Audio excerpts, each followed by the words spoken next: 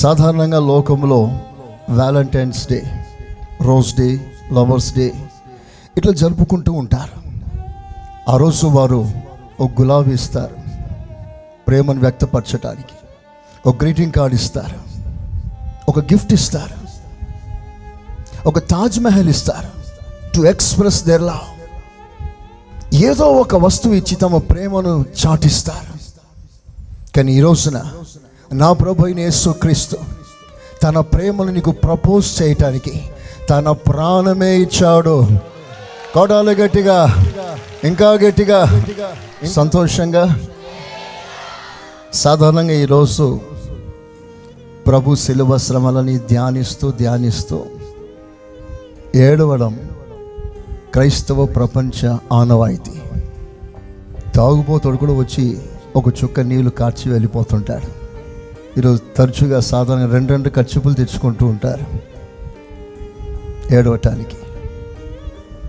నేను మరలా చెప్తున్నాను, యేసయ్యను కొట్టారు అని నువ్వు ఏడవకూడదు, అది కొట్టింది నేనే అని నువ్వు ఏడవాలి. ప్రైజ్ ద లార్డ్, హల్లెలూయా. ఈ దినం ఏ దినమో తెలుసా? నీ రాత మార్చిన దినం, నీ శాపాన్ని విరిచిన దినం, నీ నోట చిరునవ్వును పెట్టిన దినం, నీ హృదయంలో నెమ్మదిని కలిగించిన దినం. హల్లెలూయా.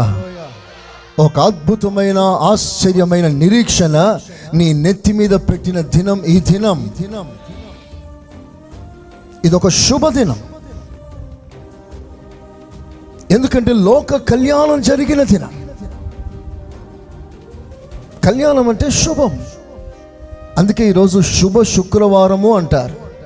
Praise the Lord. ప్రపంచంలో ఎందరో మరణిస్తూ ఉంటారు.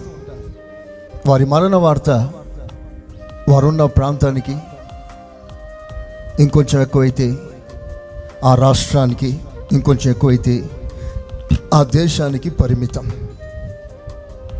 యేసయ్య మరణం ఒక జిల్లా, ఒక ఊరు, ఒక రాష్ట్రం, ఒక దేశం కాదు, యావత్ ప్రపంచానికి ప్రయోజనంగా మారిన అద్భుతమైన మరణం ఇది. Praise the Lord, hallelujah. అందుకని ఇది శుభము కలిగిన దినము నీకు. Praise the Lord. అది ఎలాగో వివరిస్తాను. కరుడు కట్టిన ఒక నేరస్తుడు ఉన్నాడు. ఘోరమైన పాపములో మునిగి తేలాలిన వాడు, ఒక పెద్ద ఉగ్రవాది, తిరుగుబాటుదారుడు. అతనికి మరణదండన విధించారు. చెరసాలలో ఉన్నాడు. ఇంకా కొద్ది క్షణాల్లో మరణం అవ్వటానికి సిద్ధపడుతున్నాడు. ప్రాణం విసికి ఉంది. ఇంకా కొద్ది క్షణాల్లో చచ్చిపోతాడని ఏదో బాధలో ఉన్నాడు.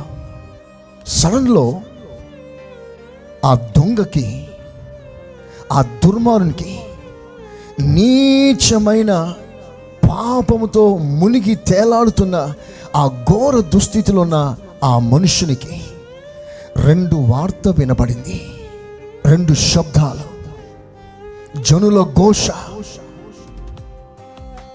జనమంతా వెర్రెక్కి కేక వేస్తున్న కేక. రెండు పదాలు విన్నాడు. ఒకటి బరబా, బరబా, బరబా. నేను ఇలాగ ఊహిస్తున్నాను. ఆ సమయంలో తాను లోపల ఎక్కడో జైల్లో ఉన్నాడు. గవర్నర్ పిలాతో మాట్లాడేది మైకులు లేవు ఆ రోజు. ఆనాటి ప్రజలకి, తన ఎదుటిన్న ప్రజలతో తీర్పు తీరుస్తూ మాట్లాడుతున్నాడు. బహుశా పిలాతు వాయిస్ బరబాకు రీచ్ కాలేదేమో, కానీ జనులు హోరెత్తి కేకలు వేస్తున్నారు కనుక ఆ శబ్దం ఇంచుమించు ఆ ప్రాంతం అంతా దద్దరిల్లేటట్లుగా జరిగింది. అప్పుడు పిలాతు అడుగుతున్నాడు ప్రజలను, ప్రతి సంవత్సరం పండుగలో ఒక నేర చరిత్ర గలవాణిని విడిపించుట మన ఆనవాయితీ కనుక ఈ సంవత్సరం ఎవరిని విడిపించాలి అని యేసయ్యను విడిపించే ప్రయత్నంలో పిలాతు మాట్లాడతాడు. అప్పుడు ప్రజలందరూ వేసిన కేక, మాకేనవద్దు, బరబ్బా బరబాని కేక వేశారు. మరి ఈ యేసుని ఏం చేయాలి అని ప్రజలు అడిగితే ప్రజలందరూ ఒక్క స్వరముతో సిలువవేయ్, సిలువవేయ్ అని కేక వేస్తున్నారు. సో ఆ కేక ఒకటి బరబ్బా, రెండు సిలువవేయ్, ఆ రెండు పదాలు ఇతడు వింటున్నాడు. బహుశా బరబ్బా అనుకున్నాడు, ప్రజలు కూడా నా విషయంలో విసుక్కున్నారు, నేను ఎప్పుడు చస్తానా అని ప్రజలు ఎదురు చూస్తున్నారు, బరబ్బాను సిలువ వేయమని ప్రజలు అరుస్తున్నారు అనుకుంటున్నాడు బరబ్బా. అంతలో జైలర్ వచ్చాడు తలుపు దగ్గరికి. బరబాలే, అతడు విసిపోయి, లేస్తానులే, ఇక చావే కదా, నాకు చస్తానులే అని విసుగ్గా మాట్లాడుతుంటే అప్పుడు జైలుడు ఒక మాట అంటాడు, బరబ్బా నువ్వు చావాల్సిన అవసరం లేదు. Praise the Lord. నువ్వు చావాల్సిన అవసరం లేదు, నీకు మరణం తప్పిపోయింది. నీకు బదులుగా ఒకడు మరణిస్తున్నాడు, నీకు బదులుగా ఒకడు మరణిస్తున్నాడు. షాక్ అయిపోయాడు. ఇంత నీచ నికృష్ట పాపిని నా కొరకు ఎవరయ్యా మరణిస్తారు? ఇట్స్ ఇంపాసిబుల్, నన్ను తప్పించేవాడు ఎవరు అసలు